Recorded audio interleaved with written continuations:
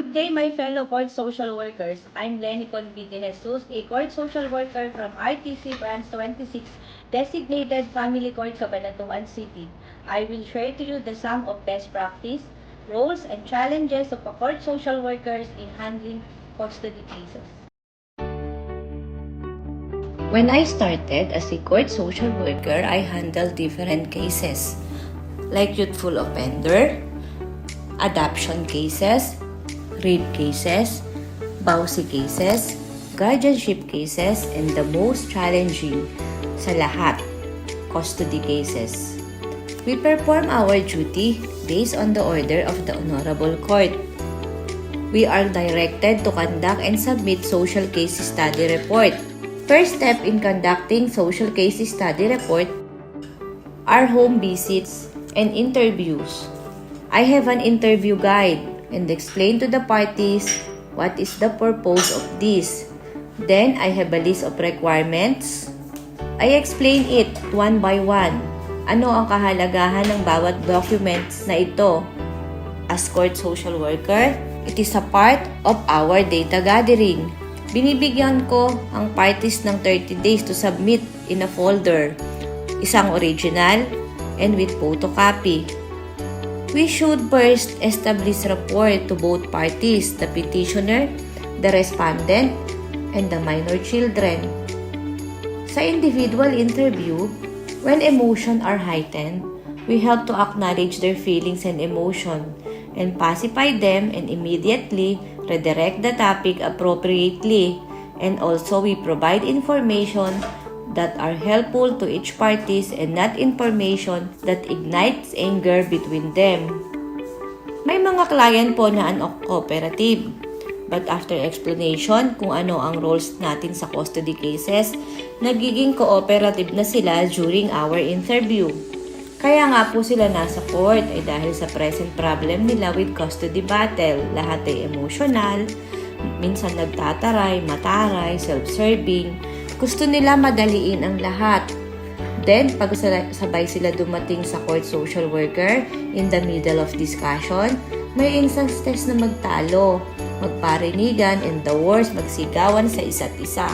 And in that situation, we have to be a mediator sa kanila and referee.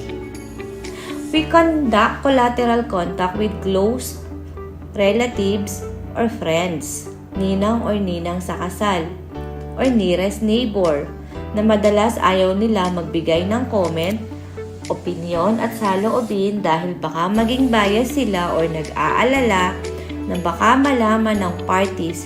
But as a social worker, we told them that whatever na mga sinabi nila would be treated as confidential. Dapat tayo ay good listener sa lahat ng sinasabi nila kasi nilalabas nila ang mga hang-ups. We have to assess the most important details that we need. Then kapag naman ang bata ang i-interviewin natin, may mga bata na agad-agad sinasabi ang mali ng isang parent. Even as young child, sinabi na bad ang mami niya, ganito ang mami niya, or ganito naman yung daddy niya, or ganito naman ang lola niya. The best thing we can do is to play with the child first.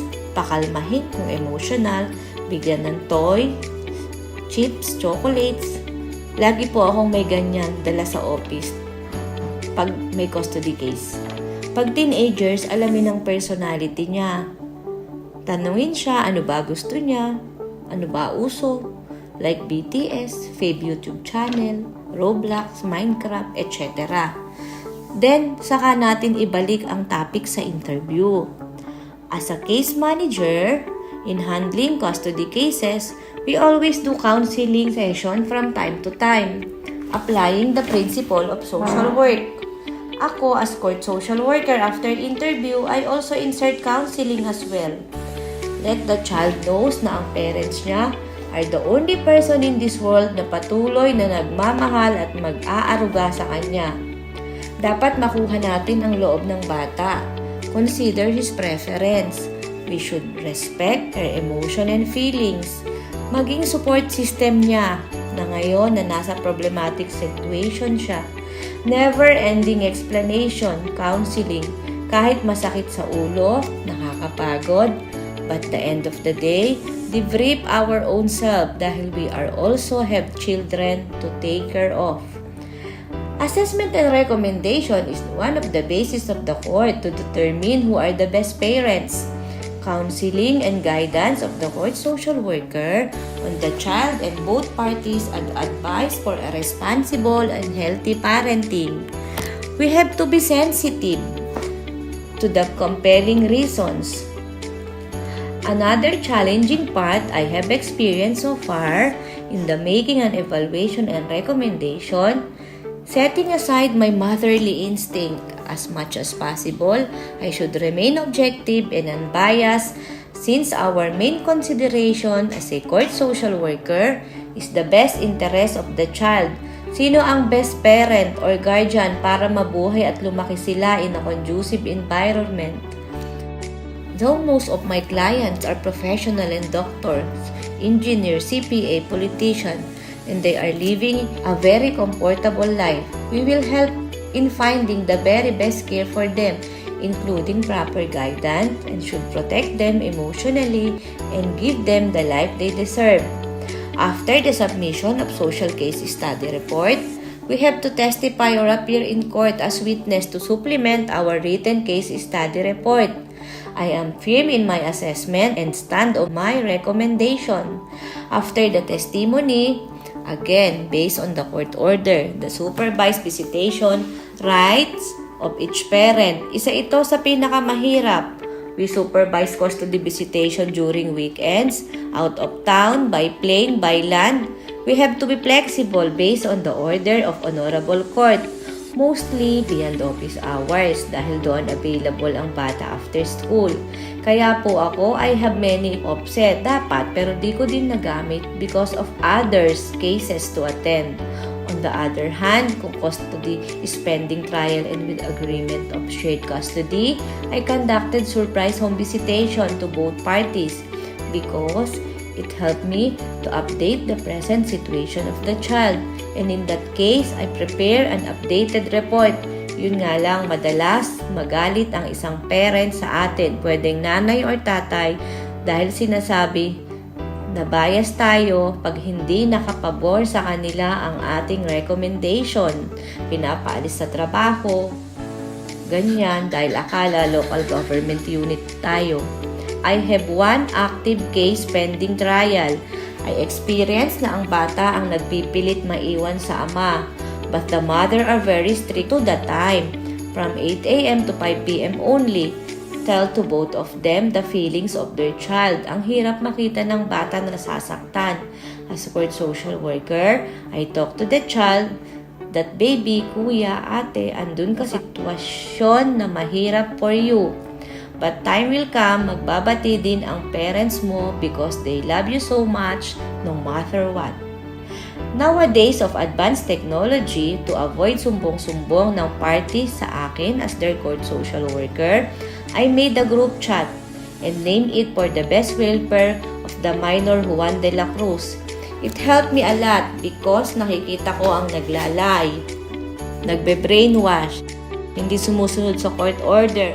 At in fairness, madali naming ma-resolve ang issues between them, especially the visitation rights of each parents. I act as mediator and facilitator.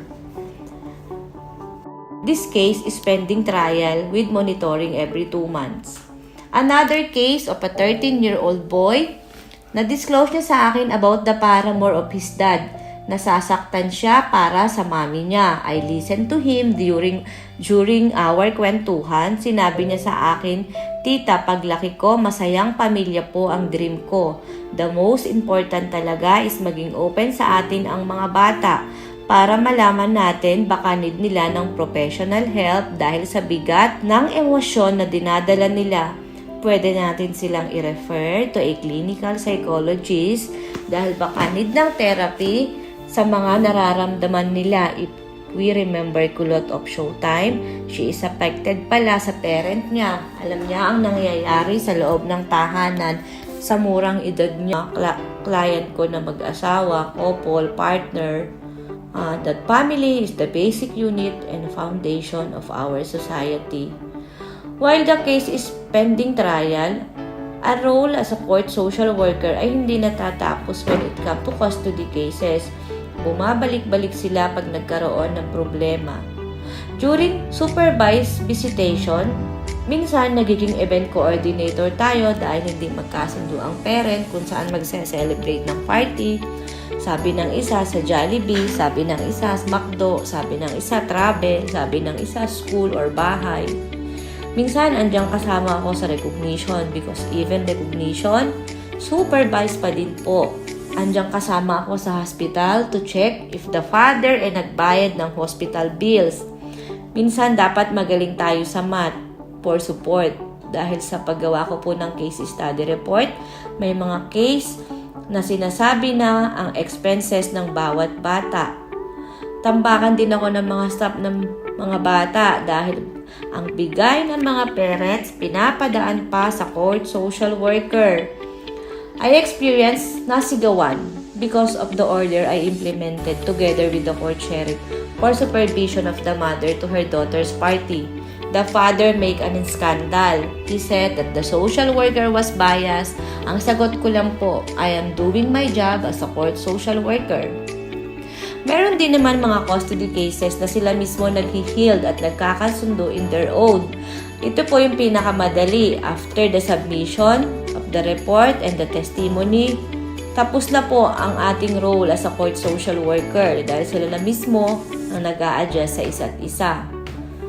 As a court social worker, still, I am affair with my recommendation and report.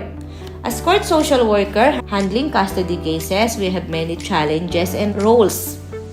And it's not easy to handle custody cases and encountered so much stress. However, I still enjoy what I am doing and I am happy and proud to be a court social worker. Basta do our best for the best interest of the child.